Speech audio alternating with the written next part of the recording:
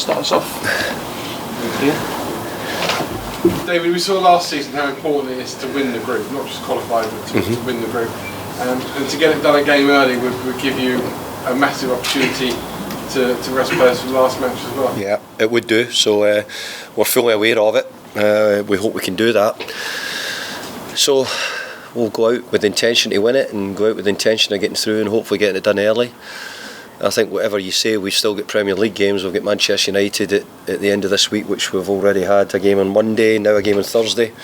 But look, we all know if we can win this game, it puts an awful lot to bed, especially later on, because obviously you miss a couple of games in the qualifying round. It was always perceived as being, I don't know why, really hard for teams to succeed playing on a Thursday and then Sunday in the Premier League. But you mastered it last year. You now seem to be mastering it again this year. What's the secret? I don't know if we have mastered it, and I actually don't know if teams have got over it, if I'm being honest. Now, we did master it in as much as that we won the group last year and we got ourselves in a really good position. But I think when it came to the quarter-finals and the semi-finals, when you had home and away ties and knockout stages, and we were in the period of the Premier League, because I think if you get through here, and correct me if I'm wrong, I think you play in March before you play. So suddenly you have quarter-final, semi-finals if you're good enough, which are actually right in a period of the season where it really has probably, if you look, we probably had a bigger effect after those games because we had to play all the players. What we've been able to do in most of these games in the competition in the early rounds is sort of chop 5 or 6 players here and there and change it and give ourselves a bit of players who don't need to play every Thursday, Sunday. But when you get to those stages, you're nearly having to play your best teams, and that means it has an effect, and it did have an effect on us last year. So I agree that I think we've done it quite well, and I'm pleased about that. But on the same reason as we strengthened the squad, partly because of that, because I felt that probably come February, March last year, we didn't really have the numbers to cope with the games we had.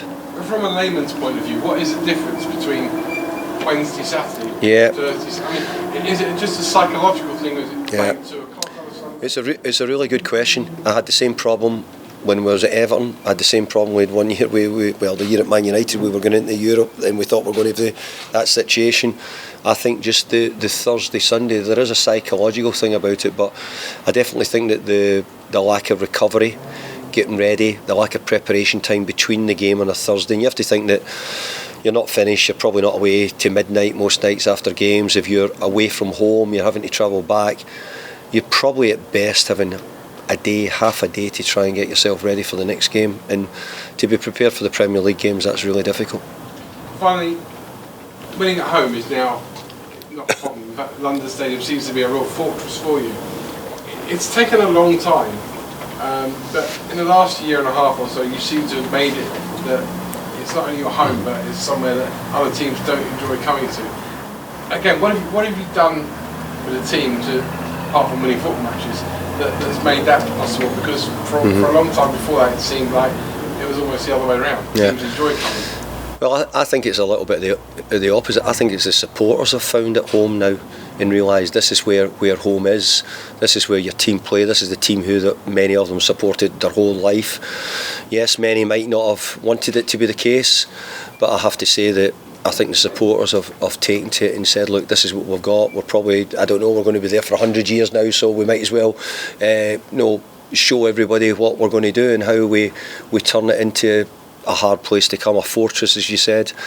I think we've got a bit to go to call it that, but I think the club have tried to help by bringing in behind the goals, a bit at the side. I think we're trying to make it more friendly for young ones to come. We're trying to do an awful lot of things to try and make it a better spectacle for all the supporters. But I think more importantly, my praise would go to the players for how well the players have done, because I think if you have a good team, it's a lot easier to support your team. No, it doesn't really matter where you play, and I think over the last couple of years we've had a good team. David. Hi there. You sort of mentioned Manchester United there. We must have an eye on maybe shuffling the pack a little bit with the Bournemouth game on Monday night, playing tomorrow night as well. How will you look to use the squad? Yeah, you're right. Yeah, we have to. We have to think about both scenarios. But let's be fair, I've thought about them in all the games. You know, you can't just go into the game and look. The next game's always the most important, and our next game is Silkeborg, and that is the most important game for reasons which have already been mentioned.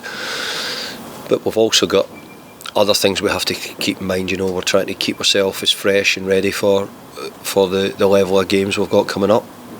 Definitely. You had such a fantastic run in the Europa League last season. I mentioned this to Dan as well when you were doing earlier. And it was a really good sort of feel factor thing it brought to the club last season. You must really look at this competition and think, this is a really great opportunity to try and win it, but also to create a springboard for the rest of the season in the league campaign as well. I do. I see this as an opportunity for us to go really far in another competition. We got to semi-final last year. My aim's to hopefully go further than that and do better. It's easy saying that just now because we know that there'll be other teams come into it later on as well. But even to win the FA Cup or the League Cup in this country is really difficult. You look at the quality of Manchester City and Liverpool and the domination those teams have had, and whether it be the League or whether it be the Cup competitions. Arsenal as well would come into that a little bit over recent years as well.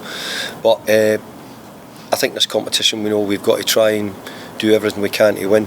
Look, we've qualified at the moment, which you'd have to say, job done as far as when you see the group coming out, job done, you've got through, you've got into it.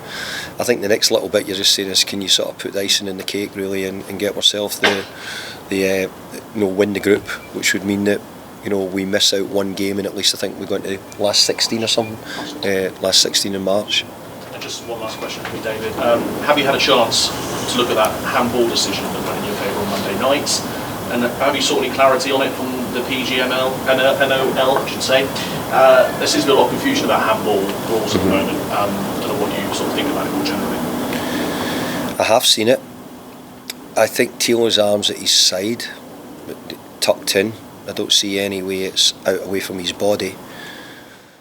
So from that point of view, I'd have to say that I think that it's hit him in the arm. I accept that, but it's not. His arm's not been away from his body in any way. I think it's hit him in here. I think if you score the goal, you think it's okay. I think if you don't, you think it's not. So the answer to your question is no. I've not heard anything back. And if we hear back that it shouldn't have been given, that'd be really unlucky on Bournemouth. But it wasn't unlucky on Bournemouth on the night. We were the better team and deserved to win the game. So got to be careful that you don't focus too much on those sort of moments. Do you think there's enough consistency at the moment? No, I don't think there's enough consistency. That's a different question to the one you've asked me. I don't think there's enough consistency at our penalty at Southampton on Thomas Souček compared to Chelsea, Manchester United with Scott McTominay and Broja. I couldn't see anything which would have split them apart to say that there was, why would one be a penalty and one wouldn't. I don't see that. So there is things, but I'm sure every manager has their own things to look at the moment. But we've had plenty here. Hi David, obviously there's a clear incentive tomorrow to win. You touched on that. You're coming up against the great entertainers. You've played them once already. How would you assess Silkeborg? They are a really good team. And I think when we had Viborg in the qualifier, who I think are second in the Danish league. We've now had Silkeborg, I think, who are third or fourth in the Danish league. I think I saw Seville went to Copenhagen and drew in Copenhagen, who are midway down the table at the moment, or halfway up in the table. I actually think Danish football's in an incredible up at the moment. I think their national team are probably, don't quote me, check it out, probably 5th or 6th in the world rankings. I think Danish football has got an awful lot going. I think they're producing a lot of really good players. I think their style is excellent. I do. I have to say I really, really admire what the two teams we've played have played really, really well against us, and it's shown. So if anybody thinks that in any way we are taking this any different or thinking any different about it, no, we're not, because we see them as a really good side. But in truth, we've also got a big game on Sunday as well, and we've just come out of a big game on Monday as well, so we have to really consider it. But we've got 12 points in the group, and we'd hope that would be enough to certainly see us win the group, but at the moment it's not. So we hope that we can pick up more points and see ourselves top the group. You've mentioned about that Manchester United game, and with the way they've been playing, with the way some of the other teams have been playing, there's a big incentive, isn't there, to hopefully push up the league in the Premier League. Do you feel that you could have been backed perhaps a bit more with these games? You've talked about the schedule, games being moved to TV. It's hard, isn't it? But do you feel it is. Like it's no. Like everybody's feeling really difficult. I mean, I thought it'd have been easy to maybe put Leeds and Fulham on Monday night. You know, didn't see, you know, where either team, and that was just one game I can think off the top of my head. You know, if that had been on Monday night, I don't think anybody would have said any different from West Ham and Bournemouth. But for some reason, you know, and let's be fair, we weren't just talking about it a week before it happened. We were actually trying to do something about it probably 2 months ago when we knew the scheduling, but we couldn't. So we take it, but you've got to say, you have to take it into consideration. The amount of short turnarounds we've had has been the most in the Premier League, and obviously that didn't help. What did help was we had a couple of extra days to prepare for the Bournemouth game because of the game at Liverpool, so it helped us one little way that way, but this week's become really difficult. And just finally, I mean, you've mentioned about the significance of wanting to do well in this competition and potentially win a trophy at the end of the season. After what happened last season, perhaps you've got every incentive. I mean, can you think ahead, or are you very much not worrying about the other teams that might drop down? No, I'm not worried at the moment because I'm hoping that I can win the group from the position we're in. We should do, and if we do that, then we'll look at, you know, there's a qualifying round. I think it's the teams who drop out the Europa League will play the next team. So I think once we see that, you'll get an idea. But I've been looking through quite a few things, and you know, some of the teams, Fiorentina, have been doing very well. The team from Istanbul, we can't not get their second name right yet, but the team from Istanbul's doing very well. Bâle started very well in the tournament, and you look at their goals and the teams that the teams are scoring. So there'll be big competition when it comes to it, and ultimately we need to be in good form. But I think all the really good teams, if you talk about the teams who win things, you have to come into form getting towards the end of the season. I think last season we were in form right at the start of the season, and our form sort of dropped away a little bit from where we were really at. We had some great performances in Seville and at home and Lyon and stuff like that, but generally I hope that we're building towards getting better. Always remember Sir Alex talking about, you really need to be good in the final furlong, be good in the run-in, and maybe this season that's the way we're going to go. Maybe we're going to be much better in the end part than we were, and if it does, then hopefully it'll get us further in the cups. David, Nev Guez trained earlier. Is he in contention for tomorrow or Sunday? And if not, what will he'll bring to the team in the long term? Well, he's not at the moment. He's not in contention for Sunday, but he's certainly. I'm hoping to have him in the squad tomorrow. Hopefully, get him back tomorrow some way, one way or the other. What will he bring? Well, at the moment, you can't be expecting. I don't want to give too much on him because he's needing time. But I think that he's a really good footballer. He plays the game very well. He's a good reader of the game. He's quick enough. He's good in the air. We see a lot of really good aspects about him.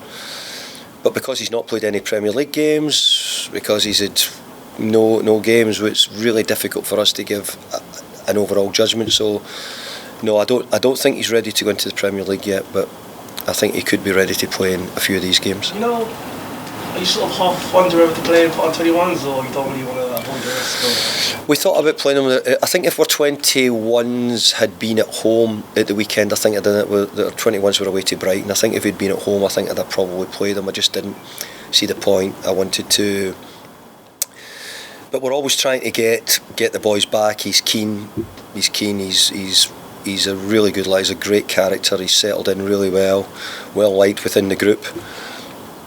And I've got to say, I hope I'm proved right. I've not seen him play now for a while, but we think he's a really stylish footballer, and we hope he'll help us going forward. But if you're looking for instant, the first game you see that you think it's going to look brilliant, then I wouldn't. You shouldn't be expecting that. But we hope we can build him up and get him ready over the coming weeks. And he'll go to play for Morocco in the World Cup. And I'm hoping that when he returns from the World Cup, then he'll be a much more ready, and then we have to start getting him used to the Premier League. For the last group stage game against, I believe, Dynamo Zagreb last season, played the kids. Provided you win or draw tomorrow, obviously finish top of the group. Yeah. You're thinking to play the kids against Bucharest next week? No, not at the moment. I'm not, because I need to do the job first. I've got to get my job done, and I have to try and pick up a point or more points.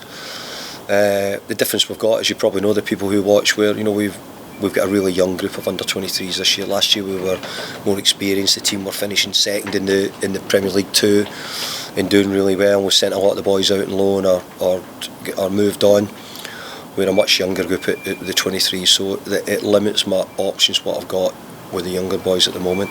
And last for me, David, a bit of a random question, but Silkeborg started well, scored 6 goals. Does he remind you a little bit of Marko Arnautovic in terms of personality and playing style? I don't think you'll get many Marcos. Marco was a one-off, you know what I mean. Marco was a great guy. I really got on well with Marco and liked him a lot, because he sort of challenged me and I sort of challenged him back, and he stood up to it, and and wanted to show me that all the things I didn't think he could do, and he went on to do them really well, and is continuing to do them well. Gianluca's interesting, because he's a really good lad, really nice lad, and he's got some great traits as a centre forward. Lots of really good hold up play, stature, can score with his head, got good feet, close control, he can do it.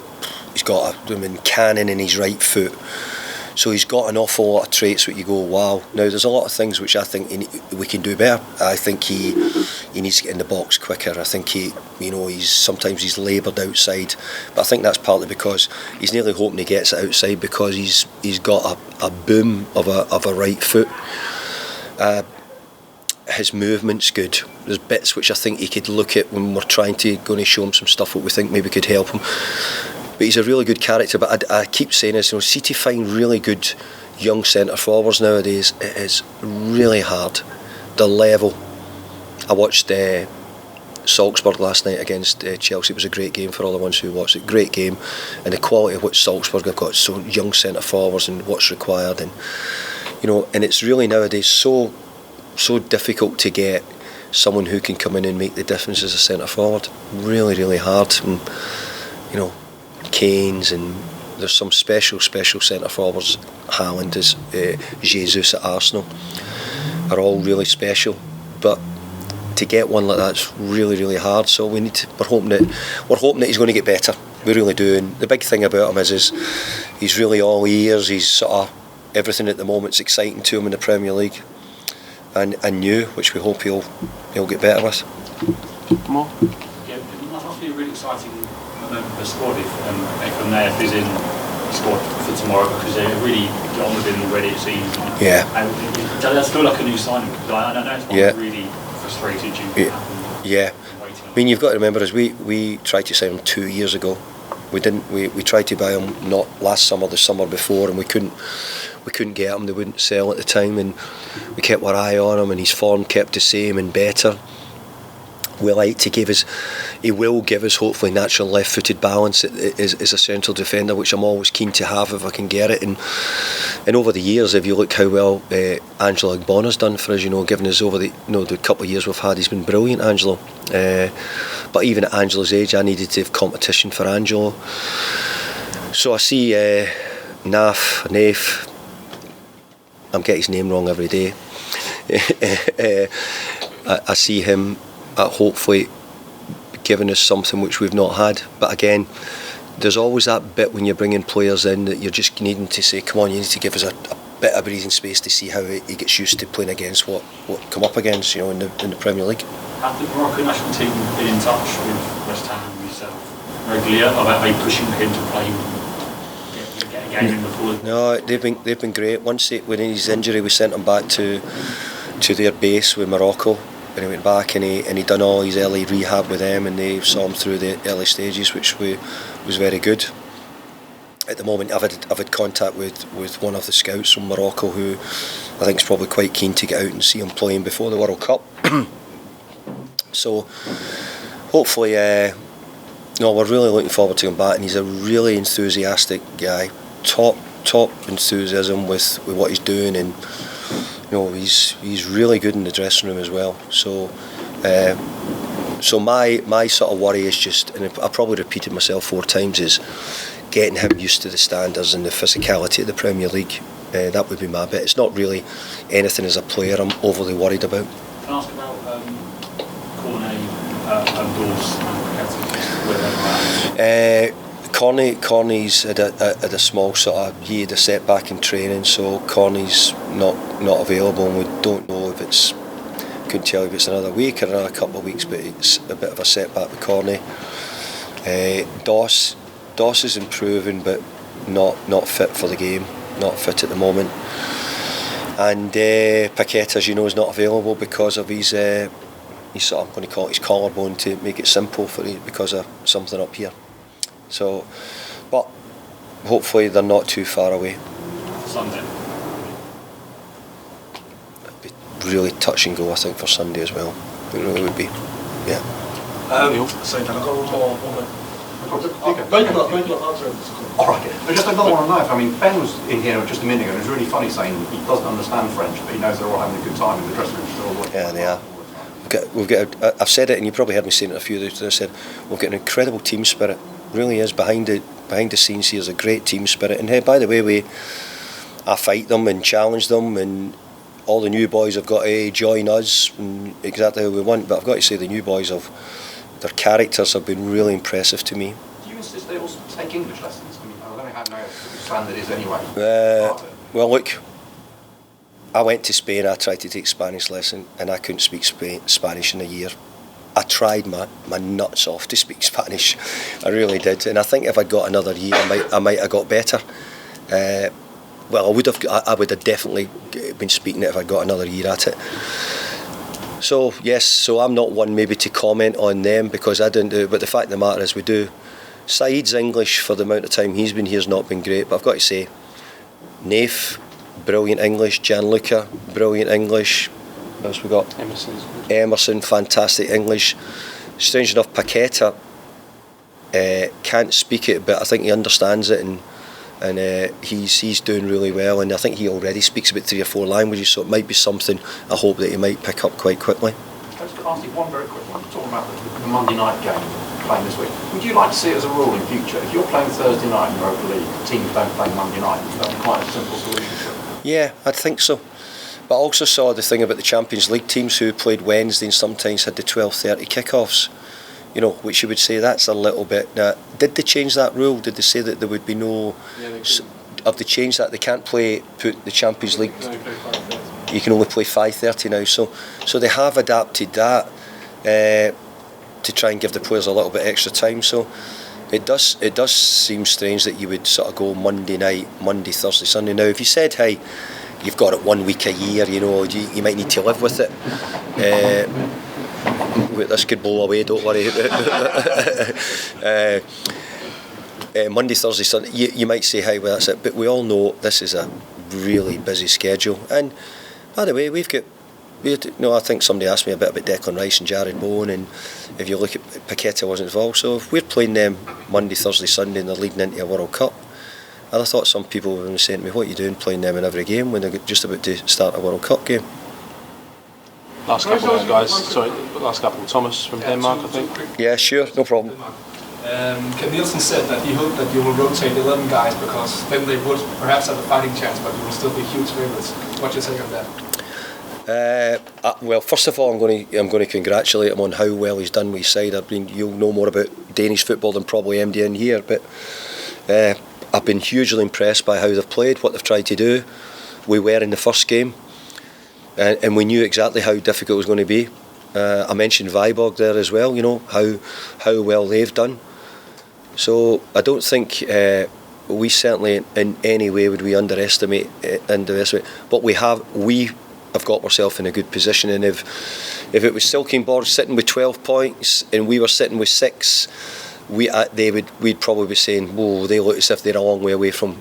So we have to we'll try and do everything we can to win. We have to, because a point would be very good for us. 3 points would be great, but we're trying to get through in the group. But we're also managing here other things. We've got League Cup games coming up. The boys are about to go to the World Cup, so there is an awful lot of football to be thought about and played. Last one, John T. You played both Silkeborg and Anderlecht. Who's the best side in Europe? I feel that Silkeborg's style is very good. I think Anderlecht, which comes a little bit with European history and European nous and know-how a little bit, and I think sometimes can add if you go to play an experienced European team. So there's a little bit of that I feel that will give Anderlecht an edge in some ways, but I think Silkeborg, I have to say, it's really difficult for any club to go and play in the plastic and be as good as Silkeborg. And I've got to say, I think we all maybe thought it must have been an advantage, but they beat Bucharest 5-0 at home, but then they go and beat Bucharest 5-0 in Stour, so don't for a minute think that it was only because they're good on the plastic. Far from it. And I definitely respect that, and think they have a really good team. For me, Flynn Downs on Monday night, it seemed, I mean, am I wrong in saying this, but it looked like he sort of wants to play like a 10. Just wanted to sort of ask about his position on Monday, what the thinking was on that one. Well, the thing behind it was, I think when you remember maybe a year or two ago, we put Mark Noble there for a wee while, because we had Thomas and we put Mark a little bit higher up for a period, and we done it sort of tactically in the Liverpool game. But at the moment, while I've not got Paqueta, I'm sort of looking to see what the best options are and how we get it. I thought he done well again. I think it was another way he's getting games for us at the moment. He's in the team, and I've got to say he's offering us something else. He keeps the ball well, he recovers it well. I think he's at a pretty good start in all those roles at the moment. At times we wanted him to play like a third midfield player with Thomas and Declan. At times we wanted him to be at the initial press for us. So we're trying to integrate him, and he's maybe not just exactly where he'd want to be, but I think most young players, I'm calling them, who break into teams don't always get their valid position. I think sometimes you have to just wait till things come along for you. Is that the main thing behind it, because he moves the ball really quickly, he can lose after it, but he can do that a bit higher? Yeah, I think it was mainly we done it because we just felt that maybe we'd end up with 3 midfield players and we wanted them to play, but because of Bournemouth, who are another team like Silkeborg, who tried to build the play and build it from the back defensively, we tried to stop the deepest player, and most of the time it was Lerma or Cook, and we just used Flynn to go on to them most of the time. Dan, can I get one more? That'd be a good one, Shane. David, about 6 months ago, I remember you saying you want to have a strong recruitment team in place. And we're seeing this week Chelsea obviously very improving team since Graham Potter was appointed. Something you still want to bolster, or are you happy for the time being? No, I think the whole bigger picture. If you're going to back to what we were saying, is that I would like to grow the club, and I still do. And at the moment, hey, by the way, again, the questions you might have been asked me today might have been far different if the results. So it's very hard to always be going in the one direction. It's really, really difficult to be in a football manager, unless you're at the top clubs. But that adds its own pressure where you have to win every week and different things that come with that. So yeah, I actually think that going forward, one of the things we'd like to do is continue to grow. I've got thoughts about how we increase sort of our 18 to 21s, what players we look to bring in at 18s to 21s. And you've got to remember, we've had, in truth, none of this in place. So this is all pretty new. So we've got recruitment department, we probably had a bigger summer than we'd probably, I've said before many times, really had wanted, but we did. So now maybe we're going back to sort of the start, and we need to start saying is, look, we need to be recruiting some young players for the future. We need to be recruiting players who are going to go right into the team. You're going to have to be recruiting some players who might be back up to what we've got. So yeah, so in the future I would, Roisin, I'd like to have a much stronger, better recruitment team in the future, because I think that managers live or die by their recruitment. If you get your recruitment right, you probably stay in the job. If you don't get your recruitment right, you probably don't. Okay, thank you everybody. Okay, cheers, thank you. All of your mentions.